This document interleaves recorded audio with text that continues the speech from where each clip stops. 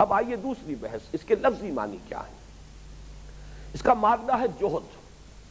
جوہد ہم کہتے ہیں کوشش کو، اس سے باب مفاعلہ میں بنتا ہے مجاہدہ، مفاعلہ مجاہدہ، لیکن باب مفاعلہ کا ایک مصدر جو ہے وہ فعال کے وزن پر بھی آتا ہے، جہاد، جہاد بھی باب مفاعلہ کا ہی مصدر ہے۔ اسی طرح قتل اور مقاتلہ اور قتال، اسی طرح نفق اور منافقت یا منافقہ در حقیقت کہنا چاہیے، اردو میں ہم اسے منافقت کہتے ہیں، باب مفاعلہ، منافقہ اور نفاق۔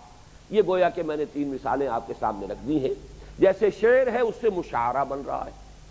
اب باب مفاعلہ کے جو خواص ہیں ان کو سمجھ لیجئے۔ باب مفاعلہ میں جب کوئی مصدر آتا ہے تو اس میں 3 اوصاف پیدا ہو جاتے ہیں۔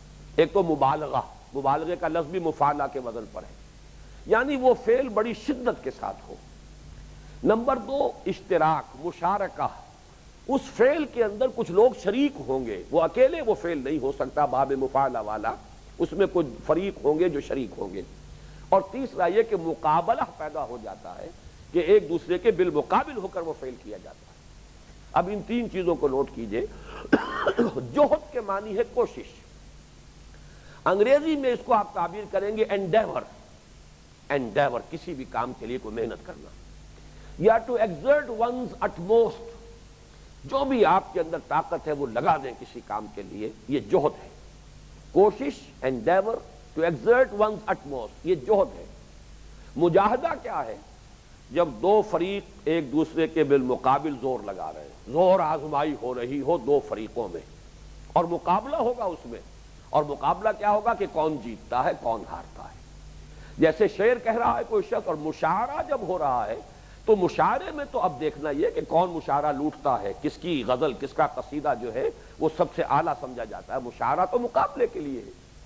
اسی طرح بحث اور مباحثہ، مباحثے میں 2 فریق ہوں گے اور ایک فریق جیتے گا ایک فریق ہارے گا، ایک کی فتح ہوگی ایک کی شکست ہوگی۔ جوہد سے مجاہدہ، 2 فریقوں کے مابین جوہد کا مقابلہ ہوگا، اور اس جوہد میں ایک جیت جائے گا دوسرا ہار جائے گا۔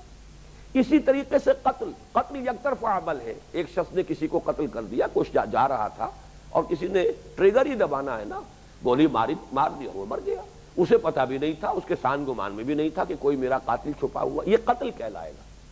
لیکن اگر 2 گروہ آمنے سامنے آ جائیں، وہ اس کو قتل کرنے کے در پہ ہو، یہ ان کو قتل کرنے کے در پہ، اب مقاتلہ ہو گیا، اب قتال ہو گیا۔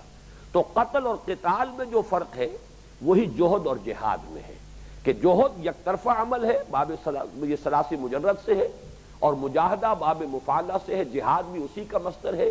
یہاں 2 قوتیں ہوں گی ایک دوسرے کے بالمقابل، اور ایک دوسرے کو زیر کرنے کی کوشش کر رہی ہوں گی۔ اسی میں ایک لفظ ہے صبر اور مصابرت، مصابرت یا مصابرہ، یا ایھا الذین آمنوا اصبروا وصابروا ورابطوا، یہ مصابرت کیا ہے؟ آپ بھی صبر کر رہے ہیں، کوئی دوسرا بھی صبر کر رہا ہے، صبر کا صبر سے مقابلہ ہو رہا ہے، ایک صبر دوسرے صبر کو شکست دے رہا ہے، تو یہ ہے مصابرت۔ اور اگر یک طرفہ صرف صبر ہو رہا ہے، تحمل ہو رہا ہے، تو یہ صبر ہے۔ تو یہ ہے اس لفظ کا اصل لغوی مفہوم۔